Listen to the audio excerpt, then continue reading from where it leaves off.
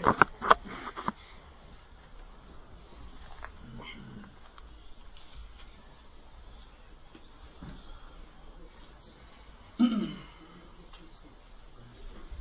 الحمد لله نحمده ونستعينه ونستغفره ونعوذ بالله من شرور أنفسنا ومن سيئات أعمالنا من يهده الله فلا مضل له ومن يضلل فلا هادي له وأشهد أن لا إله إلا الله وحده لا شريك له وأشهد أن محمدا عبده ورسوله يا أيها الذين آمنوا اتقوا الله حق تقاته ولا تموتن إلا وأنتم مسلمون يا أيها الناس اتقوا ربكم الذي خلقكم من نفس واحدة وخلق منها زوجها وبث منهما رجالا كثيرا ونساء واتقوا الله الذي تساءلون به والأرحام إن الله كان عليكم رقيبا يا أيها الذين آمنوا اتقوا الله وقولوا قولا سديدا يصلح لكم أعمالكم ويغفر لكم ذنوبكم ومن يطع الله ورسوله فقد فاز فوزا عظيما أما بعد فإن أصدق الحديث كتاب الله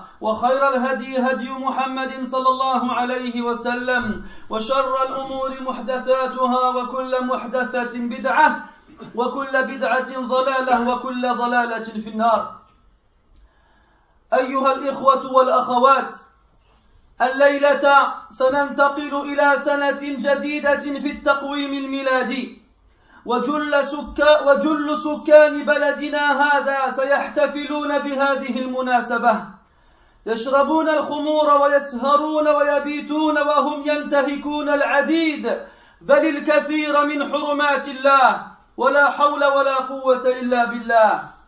ولكن حديثنا اليوم لا ارتباط له بهم، وإنما نريد أن نقدم لإخوتنا وأخواتنا حدثاء عهد بالإسلام توجيهات ونصائح يتمكنون بها لقضاء هذه الأيام في وسط أسرهم من غير أن يخالفوا ما أمر النبي صلى الله عليه وسلم من عدم موافقة الكفار، لا سيما في مثل هذه المناسبات.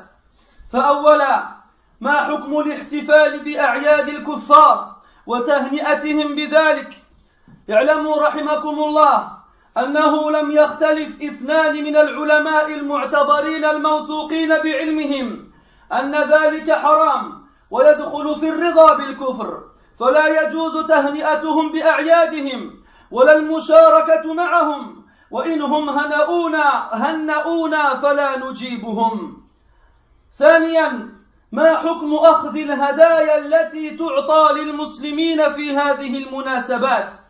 فقد قال شيخ الإسلام ابن تيمية رحمه الله في كتابه اقتضاء الصراط المستقيم في مخالفة أصحاب الجحيم، قال: وأما قبول الهدية منهم يوم عيدهم فقد قدمنا عن علي بن أبي طالب رضي الله عنه أنه أتي بهدية النيروز فقبلها.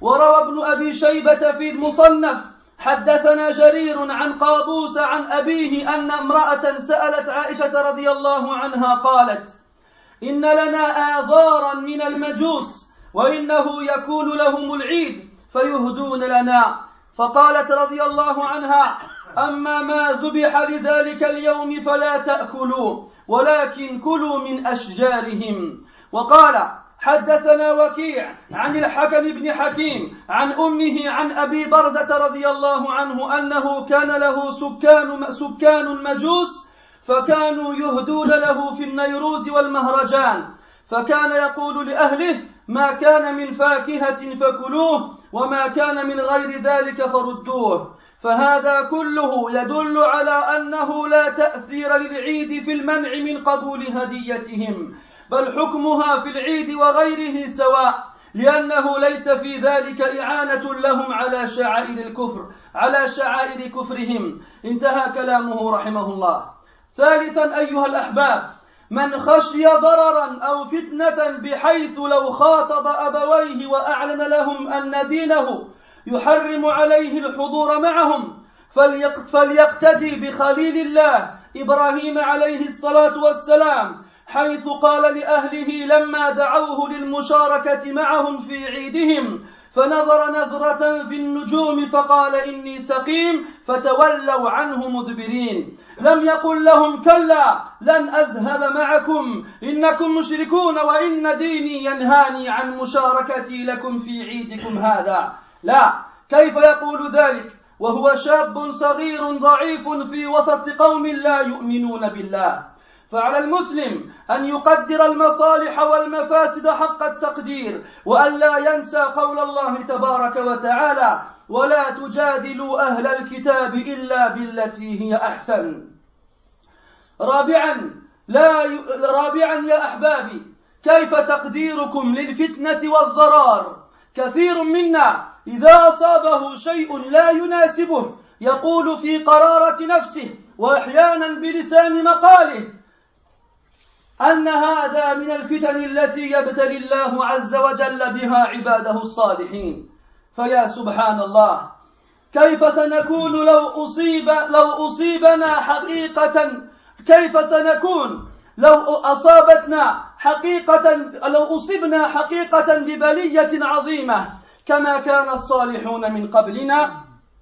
أخرج البخاري وغيره عن خبيب بن الأرت رضي الله عنه قال: شكونا إلى رسول الله صلى الله عليه وسلم وهو متوسد بردة له في ظل الكعبة، فقلنا: ألا تستنصر لنا؟ ألا تدعو لنا؟ فقال صلى الله عليه وسلم: قد كان من قبلكم يؤخذ الرجل فيحفر له في الأرض فيجعل فيها فيجاء بالمنشار فيوضع على رأسه فيجعل نصفين ويمشط بأمشاط الحديد ما دون لحمه وعظمه فما يصده ذلك عن دينه، والله ليتمن هذا الأمر حتى يسير الراكب من صنعاء إلى حضرموت لا يخاف إلا الله والذئب على غنمه ولكنكم تستعجلون.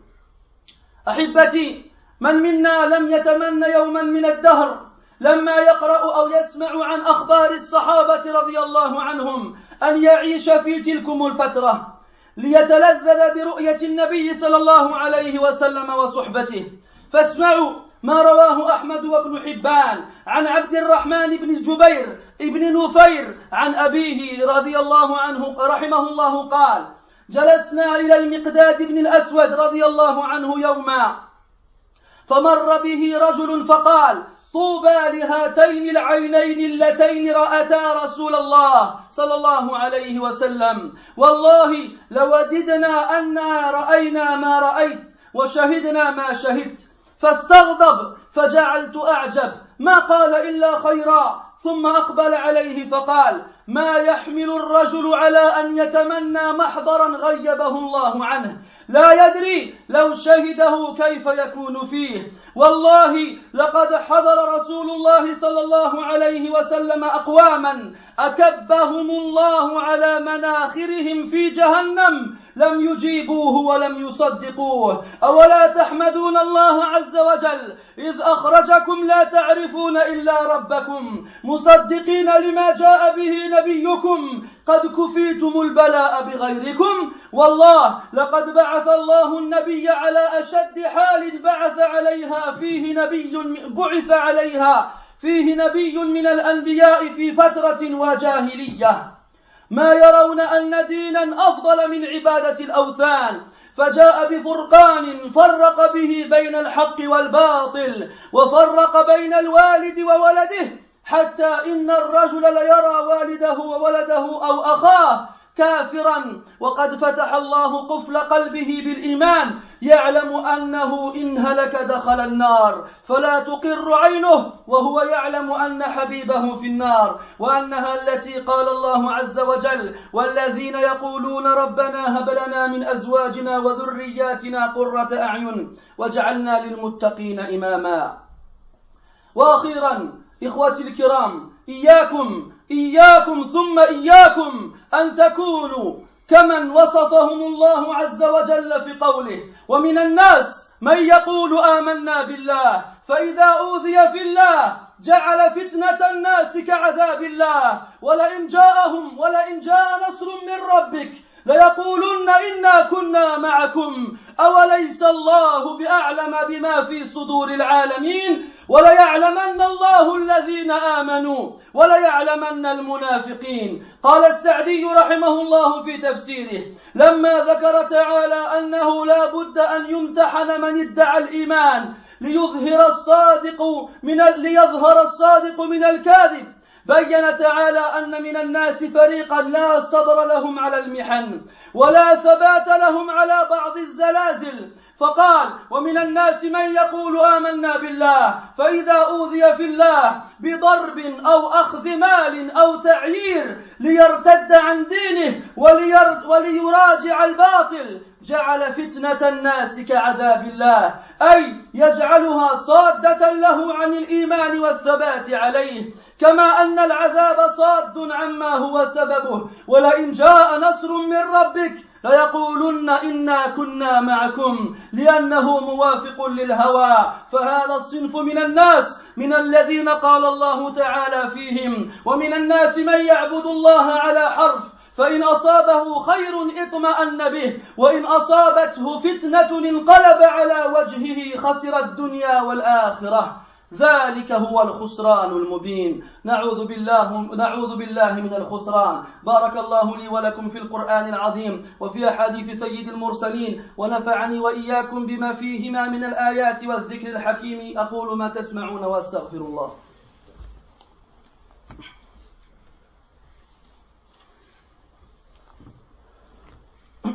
الحمد لله رب العالمين والعاقبة للمتقين ولا عدوان إلا على الظالمين، وأصلي وأسلم على أشرف الأنبياء والمرسلين محمد بن عبد الله عليه أفضل الصلاة وأزكى التسليم وعلى آله وأصحابه أجمعين وبعد. Mes très chers frères et sœurs, cette nuit, dans le calendrier chrétien, nous allons passer à une nouvelle année. Et la majorité, voire l'ensemble des habitants de ce pays, voire de tous les pays de la terre, vont fêter cet événement, dans cette fête, ils boiront bien entendu des boissons alcoolisées et sûrement absorberont des substances soi-disant illicites et passeront la nuit à désobéir à Allah tabaraka wa ta'ala. Mais notre discours aujourd'hui ne porte pas sur eux.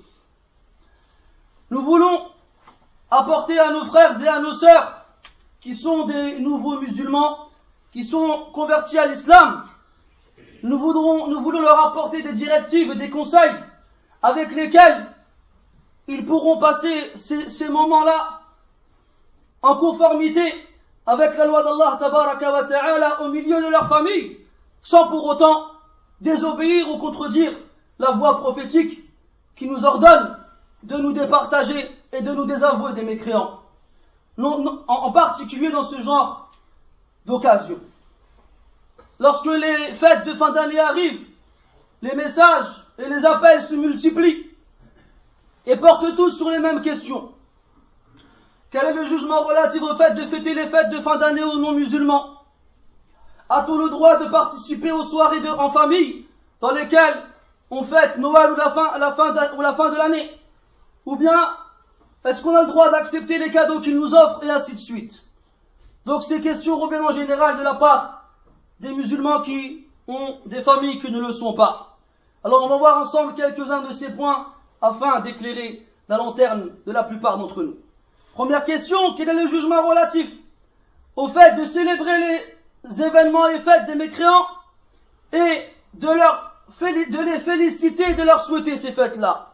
Sachez mes frères que parmi les grands savants contemporains et anciens, les grands savants reconnus pour leur science, les grands savants de confiance, ceux dont la piété n'est pas, personne ne doute dessus, personne d'entre eux ne diverge sur l'interdiction de cela, l'interdiction de fêter les fêtes des mécréants et l'interdiction de participer avec eux à ces fêtes-là et l'interdiction de leur souhaiter la bonne fête et l'interdiction de répondre aux fêtes l'interdiction de leur répondre lorsqu'ils nous souhaitent à leur tour la bonne fête. Ils nous rencontrent, ils nous disent bonne fête, joyeux Noël, ou bien bonne année, et ainsi de suite.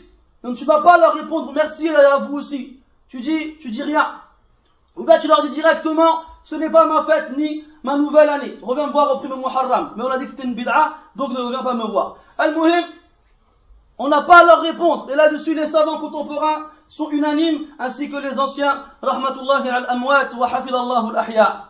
Deuxièmement, quel est le jugement relatif au fait d'accepter les cadeaux des non-musulmans qui sont donnés à des musulmans dans ces occasions? De nombreux frères nous disent qu'on nous offre toujours des cadeaux à Noël ou bien à la fête de fin d'année, des enveloppes avec de l'argent ou autre. Nous leur répondons ce qu'a dit Ibn Taymiyyah rahimahullah dans son livre Iqtida'u sirat al-mustaqim fi mukhalafati ashab al-jahim. Il nous parle, il nous dit que le fait d'accepter les cadeaux de leur part le jour de leur fête, rien ne l'interdit. Au contraire, de nombreux textes prouvent que les pieux prédécesseurs les acceptaient sans voir à certaines conditions. Comme ce Athar où Ali radiallahu anhu acceptait de la part des chrétiens égyptiens, les Coptes, leur cadeau pendant leur jour de fête, qui s'appelle Al-Nayruz. Et aussi, une femme a demandé à Aïcha radiallahu anha que les majous, les adorateurs du feu, du soleil, offraient aux musulmans des fruits et de la nourriture le jour de leur fête. Alors Aïcha radiallahu anha a dit, ceux qu'ils ont eux-mêmes égorgés, ne le mangez pas. Quant à ce qui vient de leurs arbres, notamment les fruits, alors acceptez-le et mangez-le. Et Abu Barza radiallahu anhu lui aussi avait des voisins majous qui leur offraient de la nourriture le jour de leur fête. Et il disait à sa famille, tout ce qui est fruits ou légumes, vous pouvez le manger, quant au reste, rendez-le.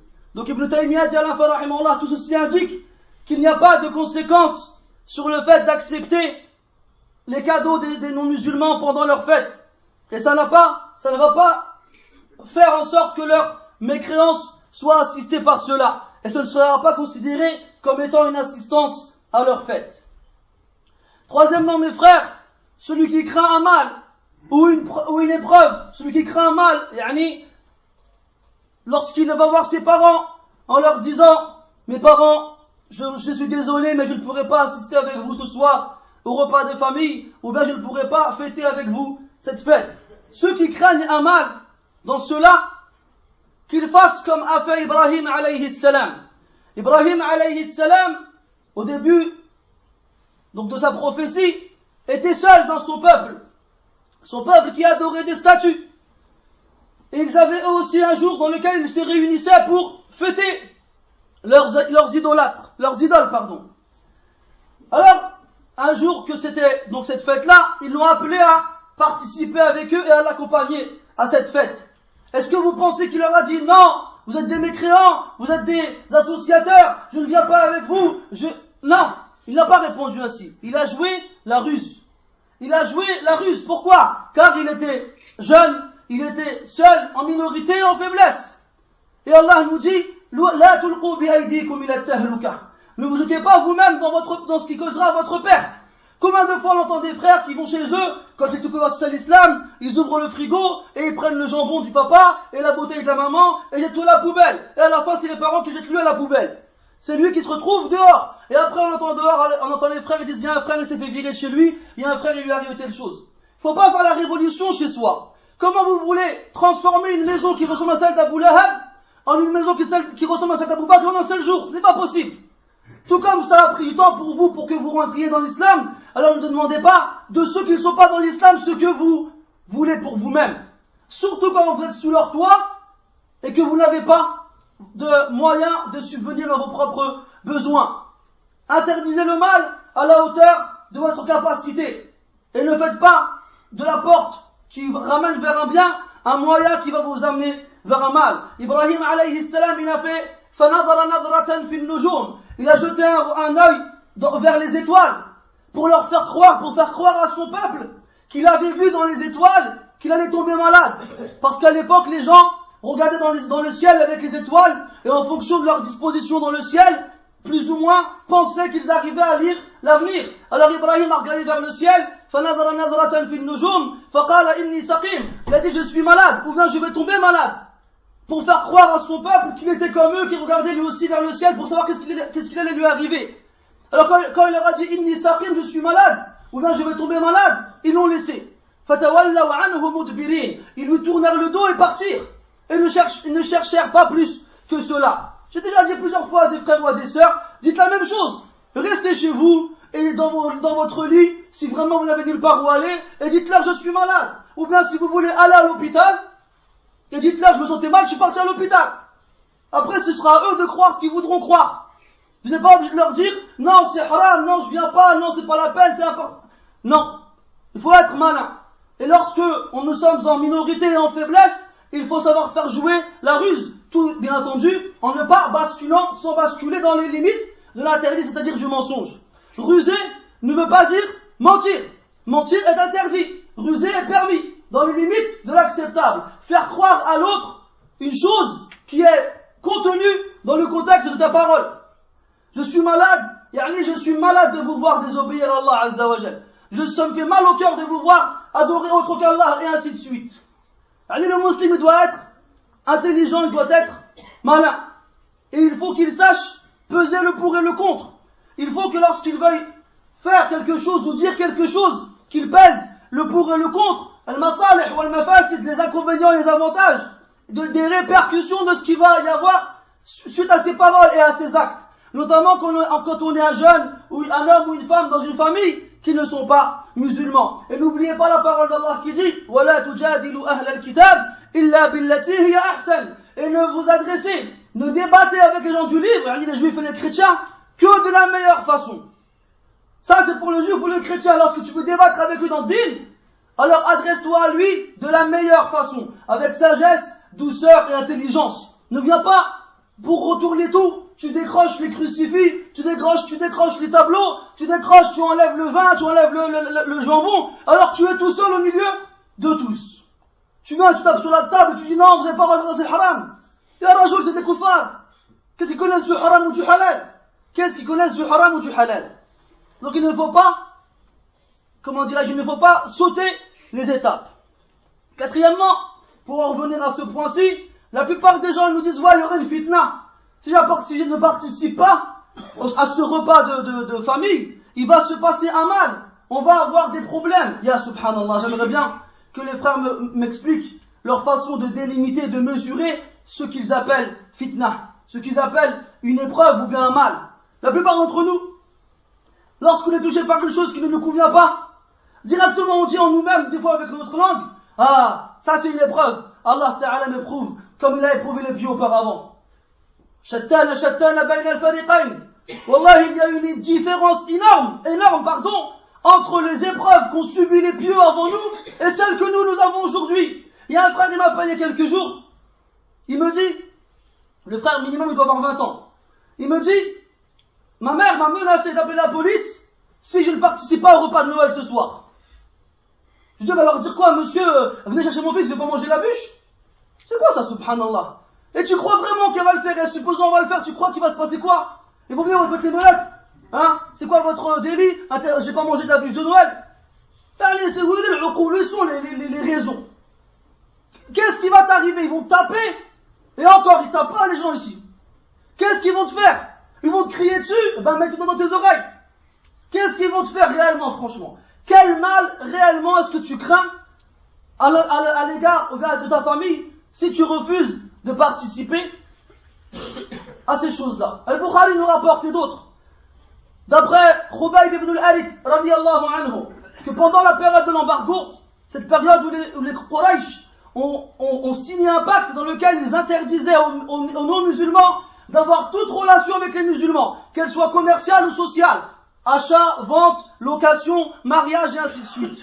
Ils ont coupé les liens complètement avec les musulmans. Et ça a duré ainsi pendant 3 ans. Et Khubayb ibn al-Harith radiyallahu anhu a vu le prophète un jour allongé près de la Kaaba sous son ombre. Et il avait patienté pendant 3 ans dans la famine et la difficulté, à un point où il trouvait un noyau de dattes qu'il suçait et qu'il se passait les uns aux autres. Il ne trouvait rien d'autre à manger que cela. Un noyau de dattes qu'il suçait pour en extraire ce qu'il reste de sucre ou bien de goût, qu'ils se passaient les uns aux autres. Qu'est-ce que toi tu as eu comme épreuve par rapport à cela? Et Khubayb il avait raison de s'impatienter. Il a dit au prophète, Ya Rasulallah, Ne vois-tu pas dans quel état nous sommes? Demande pour nous la victoire. Invoque Allah en notre faveur. Et là, le prophète, sallallahu alayhi wa sallam, al-Murabbi, celui qui éduque les musulmans, il s'énerve et il lui dit, avant, on attrapait un homme et on creusait un trou par terre, on l'y mettait. Et on laissait sa tête sortir seulement. Et on recouvrait le trou de terre. Et on ramenait la scie et on lui posait sur l'arrêt au milieu, sur la tête, et on le coupait en deux. Et ça ne le repoussait pas, et ça ne l'éloignait pas de sa religion. Ou bien on lui ramenait un peigne en fer, et on lui peignait la tête, jusqu'à ce qu'on voit ses os, et qu'on enlève la chair qui la recouvre. Et rien de cela ne le faisait trembler, et rien de cela ne lui enlevait de sa fermeté dans sa religion. Et après le prophète leur dit, walakinnakum qawmun tasta'jilun. Mais vous êtes un peuple impatient. Et là le prophète s'adresse à Khubayb ibn al-Harith, qui a passé 3 ans dans la famine, et la difficulté, la pauvreté, les problèmes. Et il leur dit, vous êtes un peuple impatient. Qu'est-ce qu'il nous aurait dit nous alors? Qu'est-ce qu'il nous aurait dit nous alors? On n'a plus d'électricité, on n'a plus d'eau chaude. Hein? J'ai pas assez de pulls, j'ai froid. Wallahi ajaban. Quand les gens viennent nous dire, je suis éprouvé, t'es éprouvé par quoi, Allah barak fik? Par la faim? Non. Par la peur? Non. Par la mort? Non. Par la maladie? Non. Par quoi alors? Où est ton épreuve? Tes parents veulent plus te parler parce que tu n'as pas mangé la bûche de Noël avec eux? C'est pas grave. Ce n'est pas grave. Toi, tu continues à aller vers eux. Et sois convenable avec eux dans ce bas monde, même s'ils ne sont pas musulmans. Et s'ils te rejettent et repoussent, eh ben reviens. Toi au moins tu auras fait ton devoir auprès d'Allah tabaraka wa ta'ala. Wala yadurruka ma yaf'alunahu lak. Et ce qu'ils te font eux n'aura aucun effet sur toi. Wallahi mes frères, j'ai trouvé un affaire, il m'a fait trembler. Qui parmi nous ici, quand on lit les paroles des Sahaba radiyallahu anhum, il se dit pas, oh, qu'est-ce que j'aurais aimé être un sahabi? Qu'est-ce que j'aurais aimé moi aussi vivre à cette époque-là? Qu'est-ce que j'aurais aimé moi être avec le prophète, le voir avec son compagnon? Qui parmi nous n'a pas pensé cela? Écoutez, il y a un tabi'i qui dit, on s'est assis près de Miqdad ibn al-Aswad, qui était un compagnon radiyallahu anhu. Il y a un homme qui passe ça et qui le vit, et il dit, Touba li hatayni al-aynayni allatayni ra'ata Rasulallah. Il a dit, quel merveilleux yeux que ceux-là qui ont vu le messager d'Allah alayhi salatu wassalam. Par Allah, qu'est-ce qu'on aurait aimé nous aussi voir ce que tu as vu et assister à ce que tu as assisté. On entend ces paroles-là, on les a tous dit ces paroles. Au moins on les a pensées. Al-Miqdad ibn al-Aswad, il entend ça, il devient rouge de colère. Il devient rouge de colère. Et le rapporteur, il dit, je me suis étonné de sa colère. Je n'ai entendu que du bien de la part de cette personne. Après le Miqdad, il a dit quoi? Il a dit, qu'est-ce qui pousse l'un d'entre vous à espérer assister à un événement auquel Allah Ta'ala l'a absenté? Il ne sait pas s'il avait assisté à cet événement, comment il aurait été. Par Allah, il y a des personnes qui étaient présentes avec le prophète sallallahu alayhi wa sallam, et Allah les a jetés en enfer sur leur visage, parce qu'ils n'ont pas répondu à l'appel du prophète et n'ont pas cru en lui. Pourquoi ne remerciez-vous pas Allah Azza wa Jal qu'il vous a fait sortir? Et vous connaissez votre Seigneur. Il vous a fait vivre. Vous êtes nés du ventre de vos mères. Et vous connaissez votre Seigneur. Et vous croyez dans le message que le prophète sallallahu alayhi wa sallam vous a apporté. Par Allah, l'épreuve a été appliquée à d'autres que vous. Alors remerciez Allah Ta'ala pour cela. Par Allah, Allah a envoyé le prophète sallallahu alayhi wa sallam dans une situation périlleuse et difficile que jamais aucun prophète auparavant n'a connue. À un moment où la prophétie avait été oubliée et les gens avaient atteint les pénombres de l'ignorance. Ils ne voyaient pas qu'une religion était meilleure que celle d'adorer les statues. Le prophète est venu avec le Furqan, le discernement, le séparateur, celui qui sépare le bien du mal, celui qui sépare entre l'enfant et son père. À un point où l'homme voyait son père, son fils ou bien son frère mécréant, alors qu'Allah lui avait ouvert le cadenas qui fermait son cœur et l'avait guidé vers la foi. Il savait que son père, son frère et son fils, s'ils mouraient ainsi, feraient partie des gens de l'enfer. Comment est-ce que vous pouvez penser qu'ils se réjouissaient et étaient réellement heureux en sachant que peut-être les personnes qu'ils aiment le plus dans ce bas monde, leur père, leur frère, leur sœur, leur mère et ainsi de suite, allaient finir en enfer. C'est pour cela qu'Allah Ta'ala a révélé dans le Coran ce verset où il dit وَالَّذِينَ يَقُولُونَ رَبَّنَا, et ceux qui disent, oh notre Seigneur, هَبْ لَنَا مِنْ أَزْوَاجِنَا وَذُرِّيَّاتِنَا قُرَّةَ أَعْيُنٍ, offre-nous de la part de nos épouses et nos enfants la réjouissance du regard, le bonheur. وَجَعَلْنَا لِلْمُتَّقِينَ إِمَامًا, et fais de nous des imams, des guides pour les pieux. Et enfin mes frères, prenez garde. Là je m'adresse à ceux qui sont éprouvés par ces choses-là, si on peut réellement appeler cela une épreuve. وَلَكِنَّكُمْ تُبْدَلُونَ بِقَدْرِ إِيمَانِكُمْ, mais vous serez éprouvés en fonction de vos foi. C'est à vous de voir après quelle est votre réflexion ou votre conclusion sur votre foi. Prenez garde à ne pas faire partie de ceux dont Allah Ta'ala dit dans le Coran وَمِنَ النَّاسِ مَنْ يَقُولُ آمَنَّا بِاللَّهِ, et parmi les gens il y en a qui disent nous croyons en Allah. فَإِذَا أُوذِيَ فِي اللَّهِ, lorsqu'on lui fait un mal en Allah, lorsqu'on lui cherche des problèmes, lorsqu'on lui fait des problèmes pour un point concernant sa religion et sa foi, جَعَلَ فِتْنَةَ النَّاسِ كَعَذَابِ اللَّهِ, il considère l'épreuve des gens sur lui comme si c'était le châtiment d'Allah sur lui. Pour lui, il n'y a pas de différence. Dès qu'il est touché par un problème concernant sa foi, directement il se couche. Il ne cherche pas les problèmes. Pour lui, le châtiment d'Allah, il est inéluctable. Et on ne peut pas le repousser. Alors, les épreuves des gens sont comme le châtiment d'Allah. Ils sont inéluctables. On ne peut pas les repousser. جَعَلَ فِتْنَةَ النَّاسِ كَعَذَابِ اللَّهِ وَلَئِنْ جَاءَ نَصْرٌ مِّن رَبِّكَ, mais au contraire, si la victoire vient de ton Seigneur, la yaqulunna inna kunna ma'akum, ils viendront vous dire, nous étions avec vous. Awalaysa Allahu bi'a'lama bima fi suduril alamin, Allah ne sait-il pas ce qu'il y a dans la poitrine de tous les êtres humains? Wa la ya'lamanna Allahu alladhina amanu wa la ya'lamanna al-munafiqin, et Allah reconnaîtra parmi vous les croyants, et il reconnaîtra parmi vous les hypocrites. Ces gens qui, lorsqu'ils sont touchés par un mal pour leur dîne, ceux qui sont touchés par une épreuve par rapport à leur dîne, directement ils arrêtent. Ils tombent, ils flanchent, comme la girouette au gré du vent. Quand on les menace de les frapper, quand on les menace de prendre leurs biens, quand on les menace de les insulter, quand on les menace de les repousser, de les rejeter, ils disent c'est bon, on arrête, on se couche. Ah, tu veux que j'enlève la barbe? J'enlève la barbe.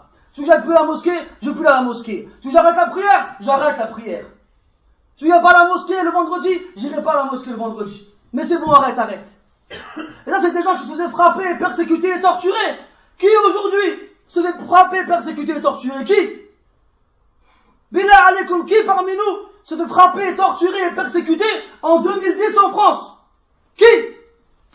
Et pourtant les gens, tu les vois, ils arrivent un jour, il a où est ta barbe? Ah, ma mère, elle m'a embêté, elle m'a pris la tête. Ah, mon père, il m'a dit, si tu mets ta barbe, tu reviens plus chez moi. Eh ben, je reviens plus chez toi.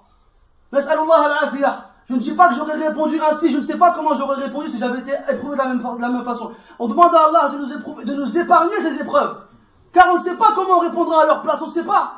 Je ne prétends pas cela, je ne prétends pas dire que j'aurais répondu mieux qu'eux. Voilà qu'il, le croyant par rapport à sa foi, ce n'est pas moi qu'il faut écouter. Il faut écouter les textes du prophète, du Coran et de la Sunna. Le croyant par rapport à sa foi, il ne flanchit pas par rapport à de telles menaces. Il reste ferme, comme l'ont été les Sahaba radiyallahu anhum, qu'on aurait tous voulu être. Et Allah dans le Coran il dit وَمِنَ النَّاسِ مَنْ يَعْبُدُ اللَّهَ عَلَى حَرْفٍ فَإِنْ أَصَابَهُ خَيْرٌ اطْمَأَنَّ بِهِ. Il y a parmi les gens ceux qui adorent Allah comme ils le veulent. Lorsqu'un bien les touche, ils sont contents. Alhamdulillah, kul shi mlih, kul shi mzian, kul shi bikhir. Quand un bien les touche. وَإِنْ أَصَابَتْهُ فِتْنَةٌ, mais s'il est touché par un mal, il قَلَبَ عَلَى وَجْهِهِ خَسِرَ الدُّنْيَا وَالْآخِرَةَ. S'il est touché un mal, s'il est touché par un mal, alors le voici qui retourne le visage. Le voici qui change, comme on dit, de veste. Ou bien il retourne sa veste. Khasira dunya wal akhirah. Celui-là, il a perdu ici-bas et dans l'au-delà. Dhalika huwa al-khusran al-mubin. Et c'est certes ça, la pire des pertes. Perdre, la pire des pertes, ce n'est pas de perdre son argent, ni de perdre sa santé, ni de perdre ses amis, ni de perdre sa vie. La pire des pertes, c'est de perdre ici-bas et dans l'au-delà, ici-bas avec la colère d'Allah et dans l'au-delà avec le châtiment d'Allah wal-'iyadu billah. نسأل الله تبارك وتعالى بأسمائه الحسنى وصفاته العلى أن يوفق المسلمين لما فيه رضاه. اللهم أعن إخوتنا لقضاء هذه الأيام تحت طاعتك وجميع أيام السنة يا رب العالمين. اللهم اهدنا واهد بنا واجعلنا سببا لمن اهتدى. اللهم اجعلنا رحماء رفقاء في دعوتنا إليك يا رب العالمين. اللهم صل وسلم وبارك على البشير النذير والسراج السراج المنير محمد بن عبد الله صلى الله عليه وعلى آله وأصحابه وسلم تسليما كثيرا. سبحانك اللهم وبحمدك أشهد أن لا إله إلا أنت نستغفرك ونتوب إليك وقوموا إلى صلاتكم يرحمكم الله.